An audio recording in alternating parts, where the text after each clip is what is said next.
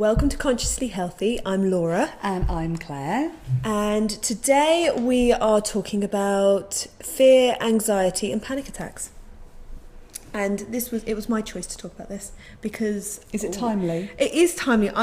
We've just done a webinar and I could feel anxiety starting to build up in me. And it's something that I had my first experience of when I was 20.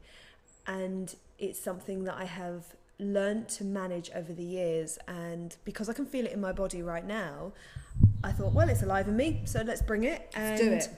I'd like to share some of the things that I do to be able to help myself and also stuff that I offer my clients. So, do you ever have experience of fear and anxiety? It's not my thing. I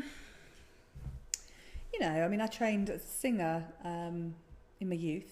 And I kind of get to the point where I don't really feel sort of nervous about doing things. But, if I'm standing up and doing a performance, particularly things like singing or, anything like that, I've got a bit of amdram, or if I'm doing a really big talk, as I stand up, I kind of feel my knees shaking a little bit, like that's my tell.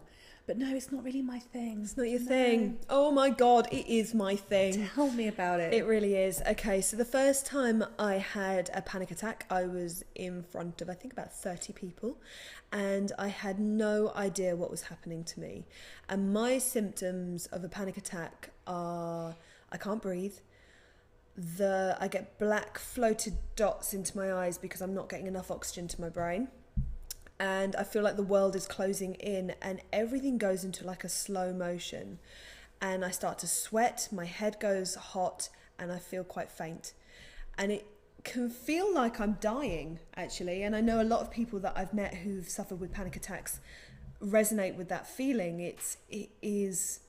I know lots of people who've been to the doctors thinking that they're having a heart attack because it really does feel that intense. And what's actually happening in the body is we're having a flood of adrenaline. It's our fight or flight.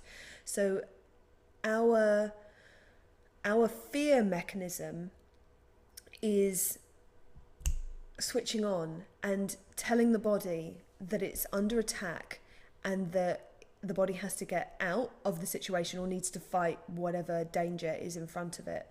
And we don't have saber-toothed tigers chasing us anymore, luckily, but we do have a lot of stressful situations and environments that we put ourselves under in a regular basis. And my panic attacks started when I was public speaking.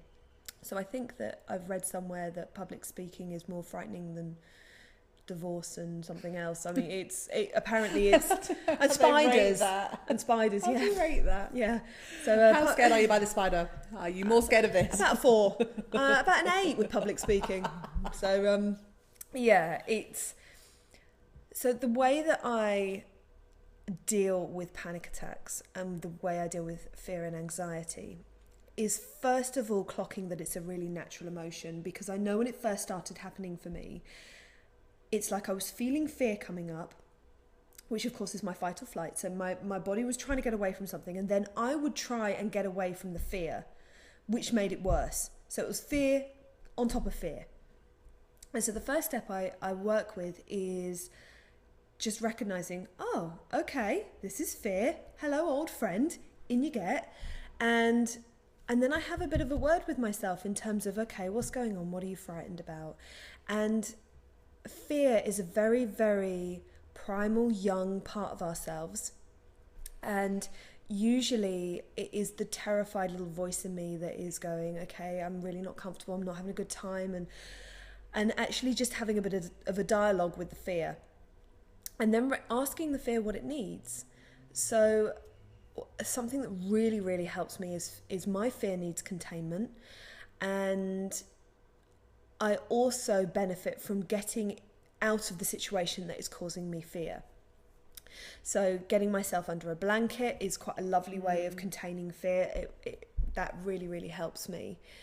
And so when I'm in that space of holding the fear and it's okay, I'm here for you, Laura, it's okay, is then start doing the deep breathing, because one of the reasons that fear and panic attacks come on is because we're not breathing properly. and the brain is literally just shutting down. So the more that we can deep breathe, and I really struggle with the deep breathing if I'm in the situation, so it really does help me to remove myself from the situation and get myself into a safe space. So yeah. It sounds sucky. It absolutely is. And I tell you something, I used to be terrified of having panic attacks, which just caused more panic attacks. So that was a vicious circle. And now I recognise that it is a warning sign in me that's coming up and trying to tell me something. So it just, usually my fear needs a hug. It needs, come on, for me to hug my own fear. That really, really helps me. And I also recognise that my fear gets worse, my anxiety gets worse when my blood sugars aren't stable. Yeah. And I mean, you talk about this, the holy triangle, which I'll let you talk about in a minute. But if I am feeling shaky and wobbly because my blood sugars aren't balanced, then that can trigger a panic attack. Do you want to talk about triangles? Yeah, and I was going to say, actually, like from a psychological perspective, you know, humans, we can create fears out of so many things. I mean, we could have literally millions of fears and fear triggers, but actually we are hardwired, so we're born with only the ability to have fear for two things, and that is the fear of loud noises and the fear of falling. And so that's where we have two reflexes. So falling is the Moro reflex. And so it's this action in a baby. So as soon as, you know, if you're taking a baby and you're kind of playing with it, it'll do this. And it's, so we actually only have two instinctive natural fears. All of the other fears that we have, we've either been taught by another human being or situationally, or we have created ourselves out of our imagination. So it's really fascinating, actually, when you start to talk about a fear that can create such a vast panic attack. I mean, something physiological that's happening in the body and almost uncontrollable. And for some people, I mean, for you, it was life-limiting, this fear. It stopped you doing so many things. And yet, actually, it's not real. And I don't mean that in a flippant way. It's like, it's not something that we're hardwired with. It's something that we've had to learn. So it's really fascinating when you look at it from the psychology. But yeah, the holy triangle, as you call it, is this connection that we have between our adrenaline or cortisol, which are two stress hormones, with insulin, which is of course our blood sugar regulation, and also estrogen. That's also one with testosterone, but we predominantly talk about estrogen because we predominantly work with women. And so, you know, we know that if our blood sugars are low and there's an issue going on with insulin, we're already going to be triggering adrenaline. So it's why, you know, definitely not going into an interview on an empty stomach, or, you know, all that kind of stuff. And equally, if you're stressed, being careful because of the kind of foods that you're going to eat. So yeah, it definitely does make a difference. Do you have a top tip? How do you deal with it in the clinic? Yeah, I always look at the root cause of what started it, and then look at the containment and doing techniques because we can rewire our neural process around it. So it's like, you know, in your case, it was an interview, wasn't it? An interview that kind of you perceived didn't go well, although kind of now these days you just think it was just normal. But, you know, it was an interview that you perceived didn't go well. And we can, you know, actually kind of revisiting that as a movie in your head, but instead of kind of running it through, oh God, and that's when I made that mistake, and that's when I made that mistake. Actually, you can go through it as if you'd have liked it to be. So that doesn't change your experience, and we wouldn't want it to, because we learn so deeply from our experiences. They're such gifts to us, actually, even the rubbish ones. What it does is it takes the stress out of the situation, and it stops us going over it and over it and over it. And so you can actually kind of go, okay, park that one. It didn't go great, fine.